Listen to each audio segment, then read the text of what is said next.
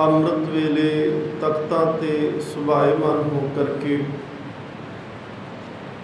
ਜੋ ਸਤਿਗੁਰੂ ਧੰਨ ਗੁਰੂ ਗ੍ਰੰਥ ਸਾਹਿਬ ਮਹਾਰਾਜ ਪਾਤਸ਼ਾਹ ਜੀ ਨੇ ਪਾਵਨ ਉਪਦੇਸ਼ ਹੁਕਮਨਾਮੇ ਦੇ ਰੂਪ ਦੇ ਵਿੱਚ ਬਖਸ਼ਿਸ਼ ਕੀਤਾ ਹੈ। ਇਹ ਅੱਜ ਦਾ ਪਾਵਨ ਫਰਮਾਨ ਸ਼ਹੀਦਾਂ ਦੇ ਸਰਤਾਜ ਸਤਿਗੁਰੂ ਗੁਰੂ ਅਰਜਨ ਦੇਵ ਮਹਾਰਾਜ ਪਾਤਸ਼ਾਹ ਜੀ ਦੀ ਮੁਬਾਰਕ ਰਸਨਾ ਤੋਂ ਉਚਾਰਨ ਕੀਤਾ ਹੋਇਆ। ਸੋਰਠ ਰਾਗ ਦੇ ਅੰਦਰ ਸ੍ਰੀ ਗੁਰੂ ਗ੍ਰੰਥ ਸਾਹਿਬ ਮਹਾਰਾਜ ਪਾਤਸ਼ਾਹ ਜੀ ਦੇ ਪਾਵਨ ਪਵਿੱਤਰ ਅੰਗ 617 ਅੰਗ ਤੇ ਇਸ ਪਾਵਨ ਸ਼ਬਦ ਦੀ ਆਰੰਭਤਾ ਹੈ। 618 ਅੰਗ ਤੇ ਇਸ ਪਾਵਨ ਸ਼ਬਦ ਦੀ ਸੰਪੂਰਨਤਾ ਹੈ। ਸਤਿਗੁਰੂ ਗੁਰੂ ਅਰਜਨ ਦੇਵ ਮਹਾਰਾਜ ਪਾਤਸ਼ਾਹ ਜੀ ਕਿਰਪਾ ਕਰਨ, ਮਨ ਦੀ ਇਕਾਗਰਤਾ ਸਾਨੂੰ ਬਖਸ਼ਿਸ਼ ਹੋਵੇ, ਮਨ ਟਿਕ ਸਕੇ, ਮਨ ਟਿਕ ਕੇ ਬਾਣੀ ਦੇ ਆਨੰਦ ਨੂੰ ਗ੍ਰਹਿਣ ਕਰ ਸਕੇ, ਕਿਉਂਕਿ ਸਤਿਗੁਰੂ ਮਹਾਰਾਜ ਪਾਤਸ਼ਾਹ ਜੀ ਨੇ ਪਾਵਨ ਬਾਣੀ ਦੇ ਵਿੱਚ ਫਰਮਾਨ ਕੀਤਾ ਹੈ। ਧੰਨ ਗੁਰੂ ਨਾਨਕ ਦੇਵ ਮਹਾਰਾਜ ਪਾਤਸ਼ਾਹ ਜੀ ਦੀ ਅਸੀਂ ਬਚਨ ਪੜ੍ਹਦੇ ਹਾਂ। ਆਈ ਪੰਥੀ ਸਗਲ ਜਮਾਤੀ, ਮਨ ਜੀਤੈ ਜਗ ਜੀਤ। ਆਈ ਪੰਥੀ ਇੱਕ ਜੋਗੀਆਂ ਦਾ ਪੰਥ ਹੈ ਔਰ ਗੁਰੂ ਨਾਨਕ ਦੇਵ ਮਹਾਰਾਜ ਪਾਤਸ਼ਾਹ ਧੰਨ ਸਤਿਗੁਰੂ ਜੀ ਜਿਨ੍ਹਾਂ ਦਾ 550 ਸਾਲਾ ਅਸੀਂ ਆਉਣ ਵਾਲੇ ਦਿਨਾਂ ਦੇ ਵਿੱਚ ਬੜੀ ਭਾਵਨਾ, ਸ਼ਰਧਾ ਅਤੇ ਉਤਸ਼ਾਹ ਦੇ ਨਾਲ ਮਨਾਉਣ ਜਾ ਰਹੇ ਹਾਂ। ਸਤਿਗੁਰੂ ਗੁਰੂ ਨਾਨਕ ਦੇਵ ਮਹਾਰਾਜ ਪਾਤਸ਼ਾਹ ਜੀ ਦੇ ਸਭ ਤੋਂ ਜ਼ਿਆਦਾ ਸਵਾਲ ਜਵਾਬ ਜੇਕਰ ਕਿਸੇ ਫਿਰਕੇ ਦੇ ਨਾਲ ਹੋਏ ਨੇ, ਉਹ ਜੋਗੀਆਂ ਦਾ ਫਿਰਕਾ ਸੀ। ਗੁਰੂ ਨਾਨਕ ਦੇਵ ਮਹਾਰਾਜ ਪਾਤਸ਼ਾਹ ਜੀ ਨੇ 3 ਵਾਰ ਜੋਗੀਆਂ ਦੇ ਨਾਲ ਗੋਸ਼ਟ ਕੀਤੀ ਹੈ, ਵਿਚਾਰ ਚਰਚਾ ਕੀਤੀ ਹੈ। ਹਵਾਲੇ ਸਾਨੂੰ ਮਿਲਦੇ ਨੇ ਇਤਿਹਾਸ ਦੇ ਵਿੱਚੋਂ ਕਿ ਸਤਿਗੁਰੂ ਗੁਰੂ ਨਾਨਕ ਦੇਵ ਮਹਾਰਾਜ ਦੀ ਸੁਮੇਰ ਪਰਬਤ, ਗੁਰੂ ਨਾਨਕ ਦੇਵ ਮਹਾਰਾਜ ਜੀ ਗੋਰਖ ਮਤਾ, ਜਿਹਨੂੰ ਹੁਣ ਨਾਨਕ ਮਤਾ ਆਖਦੇ ਆ, ਅਤੇ ਤੀਸਰੀ ਗੋਸ਼ਟ ਸਤਿਗੁਰੂ ਮਹਾਰਾਜ ਜੀ ਨੇ ਅਚਲ ਬਟਾਲੇ ਸਤਿਗੁਰਾਂ ਨੇ ਜੋਗੀਆਂ ਅਤੇ ਸਿੱਧਾਂ ਦੇ ਨਾਲ ਕੀਤੀ ਹੈ। ਸਿੱਧਾਂ ਦੇ ਨਾਲ ਜਿੰਨੀ ਵਿਚਾਰ ਚਰਚਾ ਸਤਿਗੁਰੂ ਮਹਾਰਾਜ ਨੇ ਕੀਤੀ, ਉਹਨਾਂ ਨੂੰ ਇੱਕ ਬਾਣੀ ਦੇ ਰੂਪ ਦੇ ਵਿੱਚ ਵੀ ਦਰਜ ਸ੍ਰੀ ਗੁਰੂ ਗ੍ਰੰਥ ਸਾਹਿਬ ਮਹਾਰਾਜ ਜੀ ਦੇ ਰਾਗ ਰਾਮਕਲੀ ਅੰਦਰ ਕੀਤਾ ਹੈ। ਬਾਣੀ ਦਾ ਨਾਮ ਸਤਿਗੁਰੂ ਮਹਾਰਾਜ ਨੇ ਲਿਖਿਆ ਹੈ ਸਿੱਧ ਗੋਸ਼ਟ, ਸਿੱਧਾਂ ਦੇ ਨਾਲ ਵਿਚਾਰ ਚਰਚਾ। ਉਸ ਸਮੁੱਚੀ ਬਾਣੀ ਦੇ ਅੰਦਰ ਧੰਨ ਗੁਰੂ ਨਾਨਕ ਦੇਵ ਮਹਾਰਾਜ ਪਾਤਸ਼ਾਹ ਜੀ ਨੂੰ ਸਿੱਧ ਸਵਾਲ ਕਰੀ ਜਾਂਦੇ ਨੇ ਅਤੇ ਗੁਰੂ ਨਾਨਕ ਦੇਵ ਮਹਾਰਾਜ ਪਾਤਸ਼ਾਹ ਉਹਨਾਂ ਦੇ ਸਵਾਲਾਂ ਦੇ ਉੱਤਰ ਦਿੰਦੇ ਨੇ। ਇਸੇ ਤਰ੍ਹਾਂ ਕੁਝ ਸ਼ਬਦ ਜਿਹੜੇ ਨੇ ਤਿਲੰਗ ਰਾਗ ਦੇ ਅੰਦਰ, ਆਸਾ ਰਾਗ ਦੇ ਅੰਦਰ ਵੀ ਮੌਜੂਦ ਨੇ, ਅਤੇ ਕੁਝ ਜਿਹੜੇ ਸਿੱਧਾਂ ਦੇ ਨਾਲ ਗੋਸ਼ਟ ਦੇ ਹਵਾਲੇ ਮਿਲਦੇ ਨੇ। ਚਰਚਾ ਸੀ ਜਿਹੜੀ ਜਾਂ ਸਤਿਗੁਰੂ ਮਹਾਰਾਜ ਜੀ ਨੇ ਉਪਦੇਸ਼ ਦਿੱਤਾ, ਉਹ ਜਪਜੀ ਸਾਹਿਬ ਦੇ ਅੰਦਰ ਹੈ। ਸਾਡੇ ਵਿਦਵਾਨ ਇਸ ਗੱਲ ਨਾਲ ਸਹਿਮਤ ਨੇ ਕਿ ਗੁਰੂ ਨਾਨਕ ਦੇਵ ਮਹਾਰਾਜ ਪਾਤਸ਼ਾਹ ਜੀ ਨੇ ਜਪਜੀ ਸਾਹਿਬ ਦੀਆਂ ਕੁਝ ਪੌੜੀਆਂ ਜਿਹੜੀਆਂ ਨੇ ਉਹ ਸਿੱਧਾਂ ਨੂੰ ਉਪਦੇਸ਼ ਦੇਣ ਵਾਸਤੇ ਉਚਾਰਨ ਕੀਤੀਆਂ। ਜਿਵੇਂ ਅੱਜ ਦੀ ਇਹ ਪੰਕਤੀ ਆਪਾਂ ਆਰੰਭ ਕੀਤੀ ਹੈ, ਆਈ ਪੰਥੀ ਸਗਲ ਜਮਾਤੀ, ਮਨ ਜੀਤੇ ਜਗ ਜੀਤ। ਸਤਿਗੁਰੂ ਗੁਰੂ ਨਾਨਕ ਦੇਵ ਮਹਾਰਾਜ ਪਾਤਸ਼ਾਹ ਕਹਿੰਦੇ ਨੇ ਆਈ ਪੰਥੀ, ਜੋਗੀਆਂ ਦੇ 12 ਫਿਰਕੇ ਨੇ, 12 ਉਹਨਾਂ ਦੇ ਧੜੇ ਕਹਿ ਲਓ। ਉਹਨਾਂ 'ਚੋਂ ਇੱਕ ਧੜੇ ਦਾ ਨਾਂ ਹੈ ਪੰਥੀ, ਆਈ ਪੰਥ, ਆਈ ਉਹਨਾਂ ਦਾ ਨਾਂ ਹੈ। ਇੱਕ ਧੜੇ ਨੂੰ ਪਾਗਲ ਵੀ ਧੜਾ ਆਖਦੇ ਨੇ।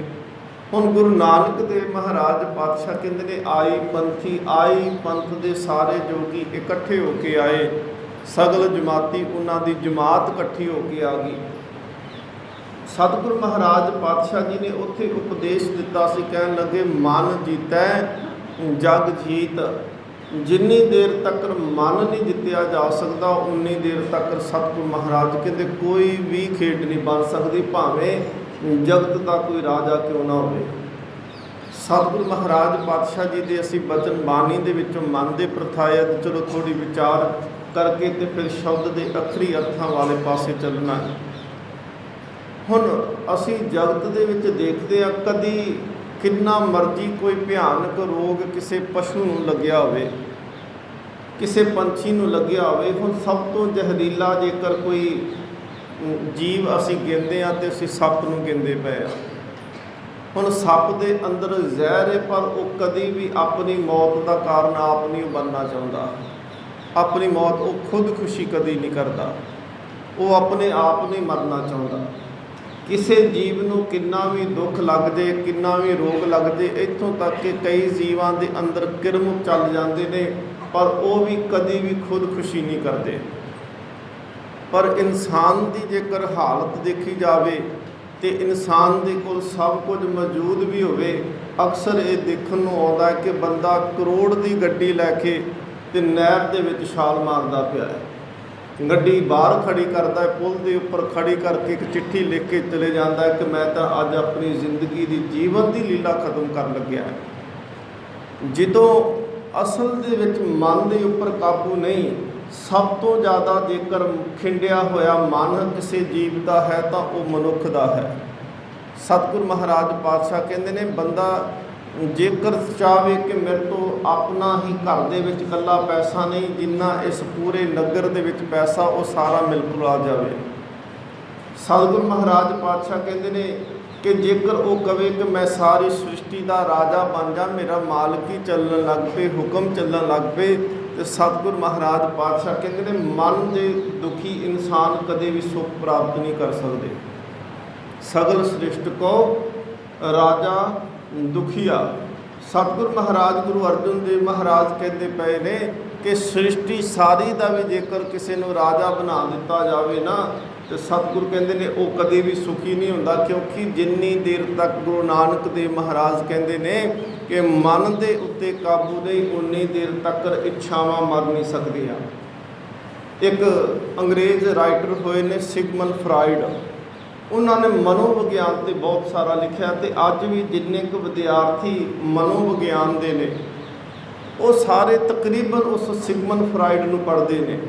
ਉਹਨੇ ਕਿਹਾ ਕਿ ਮਨ ਦੇ 3 ਹਿੱਸੇ ਨੇ। ਮਨ ਦੇ 3 ਹਿੱਸਿਆਂ ਦੀ ਗੱਲ ਕੀਤੀ, conscious mind, unconscious mind, super conscious mind.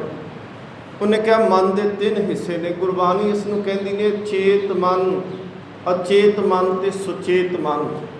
ਹੁਣ ਇਹ ਵਿਸ਼ੇ ਤਾਂ ਚਲੋ ਹੈ ਬਹੁਤ ਬਰੀਕੀ ਵਾਲੇ ਤੇ ਸਮਝਣ ਵਾਲੇ, ਟਿਕ ਕੇ ਇਹਨਾਂ ਨੂੰ ਸਮਝਣ ਦਾ ਯਤਨ ਕਰਨਾ ਚਾਹੀਦਾ ਹੈ।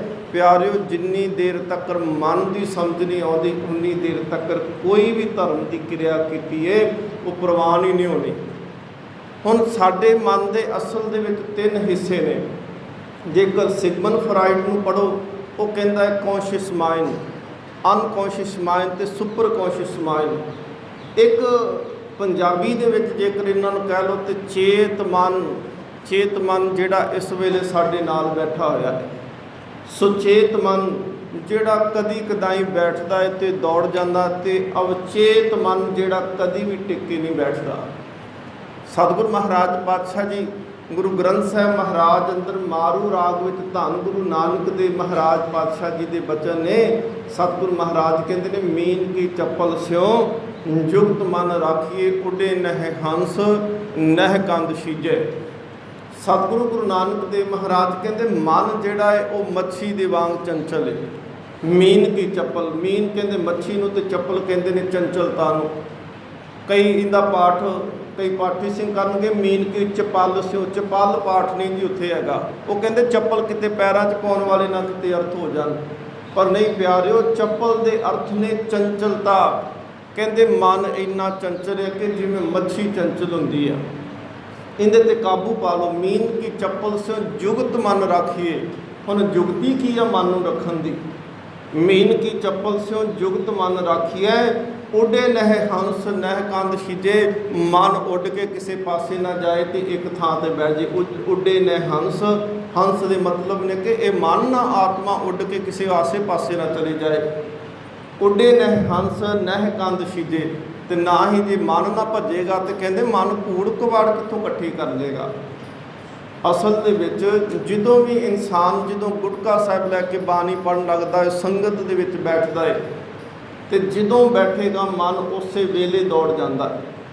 ਮਨ ਉੱਥੇ ਟਿਕ ਕੇ ਬੈਠਣ ਨੂੰ ਤਿਆਰ ਨਹੀਂ ਹੁੰਦਾ, ਕਿਉਂਕਿ ਜੇਕਰ ਟਿਕੇ ਵੀ ਤੇ ਉਹ ਅਚੇਤ ਮਨ ਟਿਕਦਾ, ਸੁਚੇਤ ਮਨ ਉੱਥੇ ਨਹੀਂ ਟਿਕਦਾ। ਦੇਖੋ ਸਤਿਗੁਰ ਮਹਾਰਾਜ ਪਾਤਸ਼ਾਹ ਕਹਿੰਦੇ ਨੇ, ਜਿਹਨੂੰ ਸੁਪਰ ਕੌਂਸ਼ੀਅਸ ਮਨ ਕਹਿੰਦੇ ਨੇ, ਅਵਚੇਤ ਮਨ ਕਹਿੰਦੇ ਪਏ ਨੇ, ਉਹਦੇ 'ਚ ਇੰਨੀ ਕੁ ਤਾਕਤ ਹੈ ਕਿ ਜਿਵੇਂ ਅਸੀਂ ਭੋਜਨ ਖਾਂਦੇ, ਰੋਟੀ ਖਾਂਦੇ ਤੇ 10 ਮਿੰਟ ਦੇ ਵਿੱਚ ਅਸੀਂ ਰੋਟੀ ਖਾ ਲੈਂਦੇ ਹੋਵਾਂਗੇ। 10 ਮਿੰਟ ਤੱਕ ਸਾਡਾ ਮੂੰਹ ਹਿਲਦਾ ਹੈ, ਸਾਡੇ ਦੰਦ ਹਿਲਦੇ ਪਏ ਨੇ, ਤੇ ਜਦੋਂ ਅਸੀਂ ਰੋਟੀ ਖਾ ਲੈਂਦੇ ਹਾਂ ਤੇ ਫਿਰ 7-8 ਘੰਟੇ ਤੱਕ ਸਾਨੂੰ ਮੂੰਹ ਹਿਲਾਉਣ ਦੀ ਲੋੜ ਨਹੀਂ, ਉਹ ਰੋਟੀ ਸਾਡੇ ਅੰਦਰ ਜਾ ਕੇ એનર્ਜੀ ਦਾ ਕੰਮ ਕਰਦੀ ਹੈ। ਸਤਿਗੁਰ ਮਹਾਰਾਜ ਪਾਤਸ਼ਾਹ ਕਹਿੰਦੇ ਨੇ, ਤੂੰ ਨਾਮ ਜਪਣਾ ਤੇ ਇੰਨਾ ਕੁ ਟਿਕ ਕੇ ਜਪ, ਸੁਚੇਤ ਮਨ ਨਾਲ ਟਿਕ, ਸੁਚੇਤ ਮਨ ਨਾਲ ਜਪਣਾ ਸ਼ੁਰੂ ਕਰ। ਸੁਚੇਤ ਮਨ ਦਾ ਜਪਿਆ ਹੋਇਆ ਕਿਤੇ ਅਵਚੇਤ ਤੱਕ ਪਹੁੰਚ ਜੇ, ਤੇਰਾ ਇੱਕ ਵਾਰ ਦਾ ਜਪਿਆ ਸਾਰੀ ਉਮਰ ਦਾ ਜਪਿਆ ਬਣ ਜਾਏਗਾ। ਸੁਚੇਤ, ਅਵਚੇਤ ਤੇ ਅਚੇਤ, ਅਸੀਂ ਜਿੰਨੇ ਕੰਮ ਧਰਮ ਦੇ ਕਰਦੇ ਪਏ ਉਹ ਅਚੇਤ ਮਨ ਦੇ ਨਾਲ ਕਰਦੇ ਪਏ ਆ। ਜਾਂ ਇਸ ਤਰ੍ਹਾਂ ਕਹਿ ਲਈਏ ਕਿ ਜੋ ਕੁਝ ਅਸੀਂ ਸੁਣਦੇ ਹਾਂ ਥੋੜ ਚਿੜਾ ਹੁੰਦਾ ਹੈ। ਅਸੀਂ ਕਥਾ ਸੁਣੀ, ਅਸੀਂ ਕੀਰਤਨ ਸੁਣਿਆ, ਅਸੀਂ ਬਾਣੀ ਪੜ੍ਹੀ, ਉਹ ਥੋੜ੍ਹੇ ਚਿਰ ਵਾਸਤੇ ਤਾਂ ਸਾਡੇ ਅੰਦਰ ਰਹਿੰਦੀ, ਪਰ ਜਦੋਂ ਅਸੀਂ ਹੋਰ ਕੰਮ 'ਚ ਲੱਗ ਜਾਂਦੇ ਉਹ ਸਾਨੂੰ ਵਿਸਰ ਜਾਂਦੀ ਹੈ। ਅਸੀਂ ਜੋ ਕੁਝ ਅੱਜ ਸੁਣ ਕੇ ਗਏ, ਹੁਕਮਨਾਮਾ ਸੁਣਿਆ, ਇੱਥੋਂ ਤੱਕ ਕਿ ਸਾਡਾ ਮਨ ਇੰਨਾ ਕੁ ਭੈੜਾ, ਅਵੈੜਾ ਕਹਿ ਸਕਦੇ ਹਾਂ ਕਿ ਅਸੀਂ ਹੁਕਮਨਾਮਾ ਸੁਣ ਕੇ ਜਾਂਦੇ ਤੇ ਬਾਹਰ ਜਾਣ ਦੀ ਡੇਰ ਸਾਨੂੰ ਪਤਾ ਹੀ ਨਹੀਂ ਰਹਿੰਦਾ, ਚੇਤਾ ਹੀ ਨਹੀਂ ਰਹੇਗਾ ਕਿ ਅੱਜ ਹੁਕਮਨਾਮਾ ਕਿਹੜਾ ਆਇਆ। ਬਹੁਤ ਘੱਟ ਹੋਣਗੇ ਜਿਨ੍ਹਾਂ ਨੂੰ ਸ਼ਾਮ ਤੱਕ ਇਹ ਯਾਦ ਹੋਵੇ ਕਿ ਅੱਜ ਹੁਕਮਨਾਮਾ ਗੁਰਦੁਆਰੇ ਕਿਹੜਾ ਸੀ। ਸਤਿਗੁਰ ਮਹਾਰਾਜ ਪਾਤਸ਼ਾਹ ਕਹਿੰਦੇ, ਇਹ ਅਚੇਤ ਤੇ ਸੁਚੇਤ ਮਨ ਦੇ ਨਾਲ ਤੂੰ ਬੈਠ ਤੇ ਸੁਚੇਤ ਦੇ ਨਾਲ ਜਪਿਆ ਹੋਇਆ ਅਵਚੇਤ ਦੇ ਵਿੱਚ ਚਲੇ ਜਾ। ਸ਼ਬਦ ਥੋੜ੍ਹੇ ਚਲੋ ਚੇਤ, ਸੁਚੇਤ ਤੇ ਅਵਚੇਤ ਔਖੇ ਲੱਗਣਗੇ, ਕਿਉਂਕਿ ਅਸੀਂ ਅੱਜ ਸੁਣਨਾ ਨਹੀਂ ਚਾਹੁੰਦੇ ਇਸ ਗੰਭੀਰਤਾ ਵਾਲੇ ਵਿਸ਼ਿਆਂ ਨੂੰ। ਸਤਿਗੁਰ ਮਹਾਰਾਜ ਪਾਤਸ਼ਾਹ ਕਹਿੰਦੇ ਨੇ, ਮੀਨ ਕੀ ਚੱਪਲ ਸਿਓ ਜੁਗਤ ਮਨ ਰਾਖੀਏ। ਇੱਕ ਵਿਦਵਾਨ ਹੋਏ, ਉਹਨਾਂ ਨੇ ਇਸ ਦੇ ਅਰਥ ਕੀਤੇ। ਉਹ ਕਹਿੰਦੇ ਕਿ ਦੇਖੋ, ਪਾਣੀ ਦੇ ਜਿੱਥੋਂ ਝਰਨਾ ਨਿਕਲਦਾ ਹੈ, ਤੁਸੀਂ ਉੱਥੇ ਮੱਛੀਆਂ ਨੂੰ ਦੇਖੋ, ਜੇਕਰ ਉੱਥੇ ਮੱਛੀਆਂ ਹੋਣ, ਉਹ ਮੱਛੀਆਂ, ਪਾਣੀ ਇੰਨਾ ਕੁ ਤੇਜ਼ ਹੁੰਦਾ ਹੈ ਕਿ ਉਹ ਮੱਛੀਆਂ ਨੂੰ ਰੋੜ ਕੇ ਲੈ ਜਾਂਦਾ ਹੈ। ਪਾਣੀ ਇੰਨਾ ਕੁ ਤੇਜ਼ ਹੋਏਗਾ ਕਿ ਮੱਛੀਆਂ ਨੂੰ ਰੋੜ ਕੇ ਲੈ ਜਾਏਗਾ, ਪਰ ਮੱਛੀ ਥੋੜ੍ਹੀ ਕੁ ਦੂਰ ਜਾਂਦੀ ਏ ਤੇ ਉਹ ਫਿਰ ਚੱਪਲ ਕੇ, ਕਹਿੰਦੇ ਉਲਟ ਕੇ ਛਾਲ ਮਾਰ ਕੇ ਫਿਰ ਵਾਪਸ ਉਸੇ ਪਾਸੇ ਆ ਜਾਂਦੀ ਜਿੱਥੋਂ ਪਾਣੀ ਚੱਲਣਾ ਸ਼ੁਰੂ ਹੁੰਦਾ ਹੈ। ਉਹਨੇ ਇਸ ਦੇ ਅਰਥ ਕੀਤੇ ਪੰਕਤੀ ਦੇ। ਉਹ ਕਹਿਣ ਲੱਗਾ ਕਿ ਦੇਖ, ਜਦੋਂ ਤੂੰ ਪਾਣੀ ਦਾ ਭਾਵ ਹੈ ਕਿ ਪਾਣੀ ਦੇ ਵਹਿਣ ਦੇ ਵਿੱਚ ਜਦੋਂ ਰੁੜਦਾ ਹੈ, ਸਮਝ ਕੇ ਤੂੰ ਸੰਸਾਰ ਦੇ ਵਿੱਚ ਕਾਰੋਬਾਰ ਤੇ ਕੰਮਕਾਰ ਦੇ ਵਿੱਚ ਰੁੜਦਾ ਪਿਆ ਹੈ। ਪਰ ਜਦੋਂ ਸਮਾਂ ਤੇਰਾ ਸੰਧਿਆ ਤੇ ਸਵੇਰ ਦਾ ਅੰਮ੍ਰਿਤ ਵੇਲਾ ਹੋਵੇ, ਤੂੰ ਇੰਨਾ ਕੁ ਮੱਛੀ ਵਾਲੀ ਜੁਗਤ ਆਪਣੇ ਅੰਦਰ ਬਣਾ ਕੇ ਰੱਖ। ਭਾਵੇਂ ਪਾਣੀ ਮੱਛੀ ਨੂੰ ਰੋੜ ਕੇ ਲੈ ਜਾਂਦਾ ਏ, ਪਰ ਮੀਨ ਕੀ ਚੱਪਲ ਸਿਓ ਜੁਗਤ ਮਨ ਰਾਖੀਏ। ਜੁਗਤੀ ਸਿੱਖ ਲਾ ਉਸ ਮੱਛੀ ਦੇ ਤੋਂ, ਕਿਉਂਕਿ ਗੁਰਬਾਣੀ ਦੇ ਵਿੱਚ ਸਤਿਗੁਰ ਮਹਾਰਾਜ ਪਾਤਸ਼ਾਹ ਕਹਿੰਦੇ ਨੇ, ਕਹਿੰਦੇ ਜੇਕਰ ਬੰਦਗੀ ਕਰਨੀ ਹੈ, ਜੇਕਰ ਸਿਮਰਨ ਕਰਨਾ, ਤੇ ਕਹਿੰਦੇ ਮੱਛੀ ਤੋਂ ਕਰਨਾ ਸਿੱਖ। ਸਤਿਗੁਰੂ ਮਹਾਰਾਜ ਪਾਤਸ਼ਾਹ ਗੁਰੂ ਤੇਗ ਬਹਾਦਰ ਮਹਾਰਾਜ ਨੇ ਪਹਿਲਾ ਸ਼ਲੋਕ ਹੀ ਇਸ ਕਰਕੇ ਦਰਜ ਕੀਤਾ। ਸਤਿਗੁਰੂ ਮਹਾਰਾਜ ਪਾਤਸ਼ਾਹ ਕਹਿੰਦੇ, ਜੇ ਜਪਣਾ ਹੈ ਤੇ ਮੱਛੀ ਦੇ ਵਾਂਗ ਨੂੰ ਜਪਿਆ ਕਰ। ਭਗਤ ਰਵਿਦਾਸ ਪਾਤਸ਼ਾਹ ਉਹਨਾਂ ਨੇ ਵੀ ਕਿਹਾ, ਕਹਿਣ ਲੱਗੇ ਜੀ, ਜੇਕਰ ਜਪਣਾ ਹੈ ਰੱਬ ਨੂੰ ਤੇ ਇਵੇਂ ਜਪ ਜਿਵੇਂ ਮੱਛੀ ਦੇ ਅੰਦਰ ਪਾਣੀ ਵਸਿਆ ਹੁੰਦਾ ਹੈ। ਖੰਡ ਖੰਡ ਕਰ ਭੋਜਨ ਕੀਨੋ ਤੋ ਨਾ ਵਿਸਰਿਓ ਪਾਣੀ। ਕਹਿੰਦੇ ਮੱਛੀ ਕਿਤੇ ਪਾਣੀ ਨੂੰ ਭੁੱਲ ਜਾਂਦੀ, ਭਾਵੇਂ ਉਹਨੂੰ ਤੂੰ ਨਿੱਕਾ ਨਿੱਕਾ ਕਰਕੇ ਕਿਉਂ ਨਾ ਖਾ ਲੇ। ਸਤਿਗੁਰੂ ਮਹਾਰਾਜ ਪਾਤਸ਼ਾਹ ਕਹਿੰਦੇ ਨੇ, ਮੀਨ ਕੀ ਚੱਪਲ ਸਿਓ ਜੁਗਤ ਮਨ ਰਾਖੀਏ। ਕਹਿੰਦੇ ਮੱਛੀ ਨੂੰ ਪਾਣੀ ਰੋੜ ਕੇ ਜ਼ਰੂਰ ਲਿਜਾਂਦਾ ਏ, ਪਰ ਉਹ ਅੱਗੋਂ ਜਾ ਕੇ ਪਰਤ ਕੇ ਫਿਰ ਛਾਲ ਮਾਰ ਕੇ ਉੱਥੇ ਹੀ ਪਹੁੰਚ ਜਾਂਦੀ। ਕਹਿੰਦੇ ਸਾਰਾ ਦਿਨ ਤੂੰ ਕਾਰੋਬਾਰ ਦੇ ਵਹਿਣ ਦੇ ਵਿੱਚ ਰੁੜਦਾ ਰਹਿਣਾ ਹੈ, ਮਾਇਆ ਦੇ ਚੱਕਰ ਦੇ ਵਿੱਚ ਰੁੜ ਜਾਣਾ ਹੈ, ਪਰ ਅੰਮ੍ਰਿਤ ਵੇਲਾ ਤੇ ਸੰਧਿਆ ਦਾ ਵੇਲਾ ਨਾ ਛੱਡੀ। ਅਸੀਂ ਅਕਸਰ ਇਹੀ ਕਹਿੰਦੇ ਨਾ ਕਿ ਚਲੋ ਅੱਜ ਨਹੀਂ ਗੁਰਦੁਆਰੇ ਜਾਇਆ ਗਿਆ ਤੇ ਫਿਰ ਕੀ ਹੋ ਗਿਆ, ਕੀ ਹੋ ਜਾਏਗਾ। ਨਹੀਂ ਪਿਆਰਿਓ, ਜਿਸ ਦਿਨ ਸਾਡੀਆਂ ਤਾਰਾਂ ਜੁੜੀਆਂ ਰਹਿਣਗੀਆਂ, ਜੇ ਇਹ ਤਾਰਾਂ ਹੀ ਹੈ ਅਸਲ ਦੇ ਵਿੱਚ ਗੁਰੂ ਘਰ ਦੇ ਨਾਲ ਜੁੜੇ ਰਹਿਣਾ। ਤਾਰਾਂ ਜੁੜੀਆਂ ਰਹਿਣ ਤਾਂ ਲਾਈਟ ਆ ਜਾਂਦੀ ਏ, ਤੇ ਜੇ ਤਾਰਾਂ ਹੀ ਤੋੜ ਕੇ ਸੁੱਟਣ ਲੱਗ ਪਈਏ ਤਾਂ ਫਿਰ ਲਾਈਟ ਕਦੀ ਨਹੀਂ ਆਉਂਦੀ। ਸਤਿਗੁਰੂ ਮਹਾਰਾਜ ਪਾਤਸ਼ਾਹ ਬਖਸ਼ਿਸ਼ ਰਹਿਮਤ ਕਰਨ। ਮੈਂ ਇਸ ਕਰਕੇ ਬੇਨਤੀ ਕਰਦਾ ਪਿਆ ਸੀ ਕਿ ਜਿੰਨੀ ਦੇਰ ਤੱਕ ਅਸੀਂ ਸੰਗਤ ਵਿੱਚ ਬੈਠਦੇ ਹਾਂ ਨਾ, ਗੁਰੂ ਕਿਰਪਾ ਕਰੇ ਕਿ ਕੋਸ਼ਿਸ਼ ਇਹ ਕਰਨੀ ਆ ਕਿ ਮਨ ਸਾਡਾ ਟਿਕ ਜਾਏ। ਧੰਨ ਗੁਰੂ ਅਰਜਨ ਦੇਵ ਮਹਾਰਾਜ ਪਾਤਸ਼ਾਹ ਜੀ ਦੇ ਅੱਜ ਬਚਨ ਨੇ ਸੋਰਠ ਰਾਗ ਏ, ਤੇ ਗੁਰੂ ਗ੍ਰੰਥ ਸਾਹਿਬ ਮਹਾਰਾਜ ਪਾਤਸ਼ਾਹ ਜੀ ਦਾ ਅੰਗ ਹੈ 617। ਆਪ ਸੰਗਤ ਅਸੀਸ ਬਖਸ਼ੋ, ਮਨ ਟਿਕ ਕੇ ਮਨ ਬਿਰਤੀਆਂ ਕਰੋ ਇਕਾਗਰ, ਤਾਂ ਕਿ ਸਤਿਗੁਰੂ ਕਿਰਪਾ ਕਰੇ क्योंकि संगत विच बैठ के गुरु साहब ने अनेकों उदाहरणा दित्तियां गुरबाणी दे विच संगत दे प्रथाए। तो सतगुरु महाराज कहते ने संगत विच बैठिया ते जपिया नाम कदे व्यर्थ नहीं जाता। इसे करके सतगुरु महाराज कहते ने संगत करया कर वडभागी हर संगत पावे, भागहीन भ्रम चोटां खावे, बिन भागा सतसंग ना लभे, बिन संगत मैल भरीजे जीओ। भागा तो बगैर संगत नहीं लभदी ते संगत तो बगैर मैल भी नहीं जी लथदी। बंदा मता सोचो कि मन जिहड़ा ये मैल संगत करन तो बगैर लथ सकती है जां नाम जपन तो बगैर लथेगी। सतगुरु महाराज कहते ने नहीं, बिल्कुल नहीं जी लथनी। बिन भागा सतसंग न लभे, बिन संगत मैल भरीजे जीओ। संगत तो बगैर बंदे का मन मैला हुंदा जांदा है। आप किरपा करो अदब सत्कार नाल एक बारी रसना नूं करो पवित्र उचारण करो जी। सतनाम श्री वाहिगुरु जी। फिर सारे करो जी कृपा, आखो जी सतनाम श्री वाहिगुरु जी। सोरठ महला पंजवा।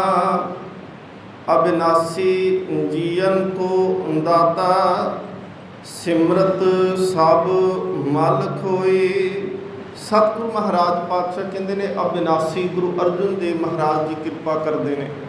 कहते वो जिहड़ा परमात्मा है वो अविनाशी है, नाश तो रहते, उनका कभी नाश नहीं होता। क्योंकि जगत जिहड़ा है सतगुरु महाराज पातशाह कहते ने कि वो परमात्मा आद सते जुगाद सते प्रतक्ष सते।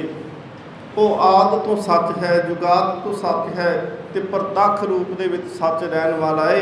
जिन्हों गुरु नानक देव महाराज पातशाह आरंभता दे विच ही कहते ने श्लोक के अंदर दर्ज किया कि सतगुरु महाराज पातशाह कहते ने आद सच जुगाद सच है भी सच, नानक होसी भी सच। आद रब दा आद नहीं। सतगुरु महाराज पातशाह कहते ने जिस दिन इस सृष्टि का आद है, आद दे अर्थ ने जिस दिन भगत काल का आद है, आद दे अर्थ ने कि जिस दिन दुनिया की आरंभता होंदी है। आद सच उस दिन तो भी वो सच्चा मौजूद है। जुगाद लोकी कहते ने चार युग ने, लोकी कहते ने सत युग है, त्रेता है, द्वापर है, कल युग है। सतगुरु महाराज पातशाह कहते इन्हां युगां दे भी आद तो है। आद सच जुगाद, युगां दे आद तो युग आद। सतगुरु महाराज पातशाह कहते ने युग आद तो भी वो सच रूप है तो हमेशा वो रहन वाला है। तो जेकर दुनिया की गल करिए तो सतगुरु महाराज कहते ने राना राओ ना को रहे, रंग ना तुंग फकीर। सतगुरु महाराज पातशाह कहते ने इत्थे तां दृष्टमान जिन्ना कुछ देखदा पिया है, दृष्टमान सगल मथेना, मथेना तो भाव हुंदा है मिथ।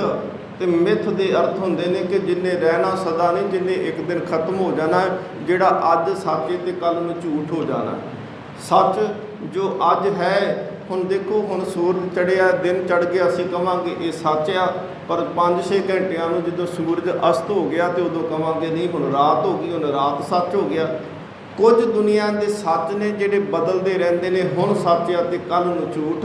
सतगुरु महाराज पातशाह कहते हैं जो दिसे सो सगल विनाशे, जो बादर की छाई। जिवें बदल की छां कहते टिकती नहीं ना एक थां ते। सतगुरु महाराज कहते जो इत्थे दिसदा पिया वो बिन संहार है। अविनाशी जीवन को दाता, सिमरत सब मल कोई। एक तो वो परमात्मा जिहड़ा है जी वो तो दाता है, दद्दा दाता एक है। सतगुरु महाराज पातशाह कहते ने वो दाता देन वाला है। दूसरा सतगुरु महाराज कहते जेकर कोई उन्होंने याद कर ले, उन्होंने चेते करे तो सतगुरु महाराज कहते ने सिमरत चेते करने वाले दी सब मल खोई, उनकी अंदर दी मैल खत्म हो जाती है।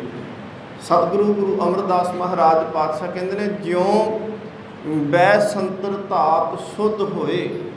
धात तो भाव इत्थे कि कोई भी धात होवे तो कहते शुद्ध किमें होंदी आ, कहते जी अग दे विच साड़ियां वो शुद्ध हो जाती है।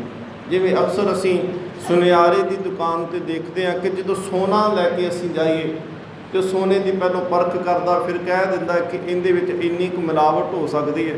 हुण मिलावट हो सकती ये तो हो गया निर्णा, कसवट्टी ते ला के कहेगा इहदे च इन्ना क तांबा जां इन्नी क मैल हो सकती है। पर हुण उहनूं मैल नूं वख किवें करना है? गुरु अमरदास महाराज पातशाह कहते ने ज्यों बसंतर धात शुद्ध होए, फिर वो की करता है जी, वो सोने नूं अग दे उत्ते रखदा है, उन्होंने सेक लाउंदा है। तो देखो जदों तुसीं किते सुनियारे नूं देखो सोने बनाउंदे होए नूं, जदों वो सोने नूं पिघलाएगा तो ज्यों-ज्यों उहदे ते सेक पैंदा ते सोना उहदी वो कुठाली कह दिंदे आ जी, जिंदे विच वो रख के सोने नूं वो सेक लाउंदा पिया है। वो कुठाली दे विच ज्यों-ज्यों सेक लगदा है तो सोना कदी सज्जे कदी खब्बे कदी उत्ते थल्ले हर पासे दौड़दा है। ते पर जिस वेले उहदे अंदर दी मैल सड़ जांदी, सोना बिल्कुल शुद्ध हो जाता है, फिर सेक तो जिन्ना मर्जी लग जाए, फिर वो आसे पासे नहीं दौड़ता, एक थां ते टिक जाता है। मन जिन्नी देर तक मैला, इनू पाठ सुनाओगे, इनू गुरबाणी सुनाओगे, इनू कीर्तन सुनाओगे, इनू गुरमत विचार की गल करोगे, मन उन्नी देर दौड़ेगा जिन्नी देर तक मन दे विच मैल टिकी हुई है। पर जदों गुरु के शब्द का ताप सेक जदों ज्यों लगेगा, सतगुरु महाराज कहते हैं घड़िए शब्द सच्ची टकसाल, इस टकसाल के अंदर सच की घाड़त घड़ी जाती है। तो ज्यों ज्यों मन की घाड़त घड़ी जाती है, त्यों त्यों मैल लथदी है ना। मत इस गल के उत्ते भरम ना करियो। कई बारी असी अक्सर सुन लैंदे आ कि लोग कहते हैं जी मन साफ करके ते गुरुद्वारे जाओ, मन टिका के बानी पढ़ो। गुरु प्यारिओ, असल दे विच जिस दिन मन टिक गया उस दिन बानी का वो रूप हो जाता है। मन टिक जे, हुण टिकी हुए मन दे नाल बानी पढ़न की लोड़ ही नहीं पैंदी, क्योंकि गुरु पहलों ही टिक जाता है, फिर तो बानी अंदर चल पैंदी है। तो जे असी कहिए कि मन नूं साफ करके गुरुद्वारे आओ, तो जे मन साफ हो गया तो मन गुरुद्वारा बन जाता है। सतगुरु महाराज कहते हैं ये शरीर हरमंदर है। सतगुरु कहते ये शरीर हरमंदर हो जाता है जो मन साफ हो जाए। गुरुद्वारे इस करके आना है ताकि मन साफ हो जाए, बानी इस करके पढ़नी है कि मन टिक जाए। बेनती दोबारा सुनियो, गुरु घर इस करके आना है, मत मन दे विच भरम लिया के घरे टिक के बह जाइए कि नहीं जी अजे तो मन दे विच फुरने बड़े माड़े आते तो गुरुद्वारे की जाके करना है। सतगुरु महाराज पातशाह कहते हैं गुरु नूं सुन सुन के जप जप के याद कर करके सोया मन जगाई, सिमर सिमर गुर सतगुर अपना सोया मन जगाई। ये सुता होया मन जाग जाता है, इनकी मैल लथनी शुरू हो जाती है। सतगुरु महाराज कहते हैं गुरुद्वारे आ ताकि मन साफ हो सके, बाणी पढ़िया कर ताकि मन भजदा होया टिक सके। सतगुरु महाराज पातशाह कहते ज्यों बसंतर धात शुद्ध होए, त्यों हर का भौ दुरमत मैल गवाए। सतगुरु कहते हैं गुरु का डर जिहड़ा है, गुरु का अदब जिहड़ा है, गुरु का सत्कार जिहड़ा है, गुरु के हुक्म दे विच रहन दी जिहड़ी सतगुरु ने ताकीद कीती आ, दुरमत मैल गवाए। हुण अंदर जिहड़ी दुरमत भैड़ी मत वाली मैल अंदर चिंबड़ी है, सतगुरु महाराज कहते वो निकल जाती है। सतगुरु महाराज कहते ने अविनाशी जीवन को दाता, वो परमात्मा अविनाशी ਅਤੇ ਜੀਵਾਂ ਦਾ ਦਾਤਾ ਹੈ ਤੇ ਜਿਹਨੂੰ ਯਾਦ ਕਰਨ ਦੇ ਨਾਲ ਸਿਮਰਤ ਸਭ ਮਲਕ ਹੋਈ। ਮੰਦਰ ਦੀ ਮੈਲ ਖਤਮ ਹੋ ਜਾਂਦੀ ਏ। ਗੁਣ ਨਿਧਾਨ ਭਗਤਨ ਕੋ ਬਰਤਨ, ਗੁਣ ਨਿਧਾਨ ਕਹਿੰਦੇ ਨੇ ਖਜ਼ਾਨੇ ਨੂੰ। ਦੋ ਸ਼ਬਦ ਗੁਰਬਾਣੀ ਚ ਆਉਂਦੇ ਨੇ, ਨਿਧਾਨ ਤੇ ਨਿਦਾਨ। ਧੱਦੇ ਦੇ ਨਾਲ ਆਉਂਦਾ ਹੈ ਤੇ ਦੱਦੇ ਦੇ ਨਾਲ ਆਉਂਦਾ ਹੈ। ਜਦੋਂ ਧੱਦੇ ਦੇ ਨਾਲ ਆਏਗਾ ਨਿਧਾਨ ਪਾਠ ਜਦੋਂ ਕਰਾਂਗੇ ਉਹਦੇ ਅਰਥ ਹੁੰਦੇ ਨੇ ਖਜ਼ਾਨਾ, ਤੇ ਜੇ ਨਿਦਾਨ ਦੱਦੇ ਦੇ ਨਾਲ ਪਾਠ ਆਏਗਾ ਤੇ ਉਹਦਾ ਅਰਥ ਹੁੰਦਾ ਹੈ ਅੰਤਲਾ ਸਮਾਂ। ਸਤਿਗੁਰੂ ਮਹਾਰਾਜ ਕਹਿੰਦੇ ਉਹ ਗੁਣਾਂ ਦਾ ਨਿਦਾਨ ਹੈ। ਖਜ਼ਾਨਾ ਹੈ ਪਰਮਾਤਮਾ ਵਾਹਿਗੁਰੂ ਤੇ ਭਗਤਨ ਕੋ ਬਰਤਨ, ਤੇ ਇਹ ਖਜ਼ਾਨਾ ਵਰਤਦੇ ਕੌਣ ਨੇ? ਸਤਿਗੁਰੂ ਮਹਾਰਾਜ ਗੁਰੂ ਅਰਜਨ ਦੇਵ ਕਹਿੰਦੇ ਨੇ ਭਗਤਨ ਕੋ ਬਰਤਨ, ਭਗਤ ਇਸ ਖਜ਼ਾਨੇ ਨੂੰ ਵਰਤਦੇ ਨੇ। बिरला पावे कोई, क्योंकि सतगुरु महाराज पातशाह कहते हैं गुर शब्द विचारे रहे निरारे। ऐसे विरले ही संसार दे विच हुंदे ने जिहड़ा गुरु के शब्द की विचार करते हैं तो संसार दे विच अंदर लेप रहिंदे ने। जिन्हें सतगुरु महाराज पातशाह कहते आ कि विरले ही संसार दे विच हुंदे ने। बानी विरलो विचार सी जे को गुरमुख होए। मेरे मन जप गुर गोपाल प्रभ सोई। हुण गुरबाणी च जो बार बार शब्द पढ़ोगे, सतगुरु महाराज शरीर नूं नहीं कहते कि शरीरा जपी जा। सतगुरु महाराज जो कहणगे मना किहड़ी भैड़ी कमत ले ली, मन रे कौन कमत ले ली। सतगुरु महाराज पातशाह हुण भी कहते पे ने मेरे मन, हे मेरे मना जप जप करया कर। जप असी शब्द समझते, जप के अर्थ ने चेते करया कर, सिमरन करया कर, याद करया कर। तो जप किंदा करना? सतगुरु महाराज पातशाह कहते हैं वाहिगुरु गुर मंत्र है जप होमे खोई। उन्हें जपेगा तो अंदरों हंकार की मैल उतरेगी। मेरे मन जप गुर गोपाल प्रभ सोई। गोपाल जिहड़ा धरती का पालनहार परमात्मा है, उस मालिक नूं जपिया कर। जा की शरण पया सुख पाईए, जिस दी शरण दे विच जान करके सुख प्राप्त हुंदे ने। बाहुड़ दुख ना होई, बाहुड़ मुड़ के परत करके फिर दुख नहीं होएगा। रहाओ विश्राम सतगुर महाराज देंदे ने। सतगुर कृपा करते, कहते वडभागी साध संग प्राप्त। साध के अर्थ वैसे होंदे ने नौ दवारे साध, साध सदाइंदा, जिन्हें अपने नौ दरवाजे साध ले, जिन्होंने सतगुर महाराज कहते हैं नौ दवारे प्रगट किए, 10वां गुप्त रहाया। गुप्त का चलो साध्या ही होंदा है, पर जिन्हें नौ दरवाजे साध लए, सतगुर महाराज कहते नौ दवारे साध, साध सदाइंदा। गुरु अर्जुन देव महाराज कहते पहले वडभागी साध संग प्राप्त। वो वड्डे भागां वाले ने जिन्होंने संगत नसीब होंदी है, जिन्होंने नाम जपन वालियां दा संग मिलता है, जिहड़े संगत दे विच बैठ के नाम गुरु गुरु जपते ने। तिन भेटत, भेटत का मतलब होंदा है कि उन्होंने वेखण दे नाल, तिन भेटत उन्हां दी संगत करन दे नाल, तिन भेटत उन्हां दे नाल बैठ के नाम जपन दे नाल दुर मत खोई। जिहड़ी अंदर भैड़ी मत सी वो खत्म हो गई, वो चले गई। सतगुरु महाराज जिवें कहंदे ना नस वंजो किल विखो करता कर आया। हुण हे मेरे अंदर दी भैड़ी मत ते भैड़े फुरनिओ, तुसी दूर चले जाओ, क्योंकि अंदर आके वैगुरु बैठ गया है। सतगुरु महाराज पातशाह कहंदे तिन भेटत दुरमत खोई, तिन की धूर नानक दास बांछे। मैं उन्हां दी चरनां दी धूड़ मंगदा हाँ।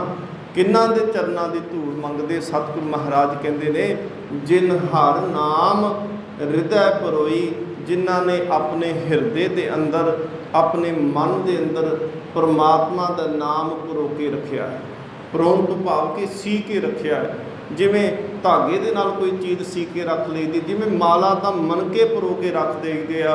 सतगुरु महाराज कहते हैं जिन हर नाम हृदय परोई, जिन्हां ने परोया होया है, वसाया होया है। सतगुरु महाराज कहते जिमें सूई के नाल पक्का करके रख देंगे है ना, असीं कोई चीज़ लाउने तो पक्की कर देने कि निकले ना। कहते इस तरह अपने मन दे विच रब दा नाम परो के रख। जिहड़ा साह लैना है हरेक साह नूं धागा बना के, सूई बना के उहदे विच वाहिगुरू परोलिया कर, ताकि ये एड्डी क वड्डी माला बन जाए कि जदों मालिक दे घर दे विच जावें ते माला गुरु दे अगे रख के कहे सतगुरु महाराज आ तुसीं किरपा कीती सी, तुहाडा नाम जपिया सी। गुरु फिर देख के, वाहिगुरू देख के फिर खुश होणगे, शाबाश मिलेगी। उन्हां ते किरपा वाहिगुरू दी हुंदी है, जिहड़े नाम जप के जीवन सफला करते हैं। गुरु अर्जन देव महाराज कहते हैं मेरे मन जप गुर गोपाल प्रभ सोई, जा की शरण पया सुख पाईए। बाहुड़ दुख ना होई, गुरु कृपा करे। अब बौड़ वाला दुख है ना जिहड़ा परत परत के आउंदा, जम्मन मरण वाला दुख, गुरु कृपा दे नाल दूर हो सकता है। सतगुरु महाराज में रहमत बख्शिश कर, नाम जप के जीवन सफला हो जाए। बोलदे होइयां बेअंत भुलां दी खिमा। बुलाओ फतेह आखो जी। वाहिगुरू जी का खालसा, वाहिगुरू।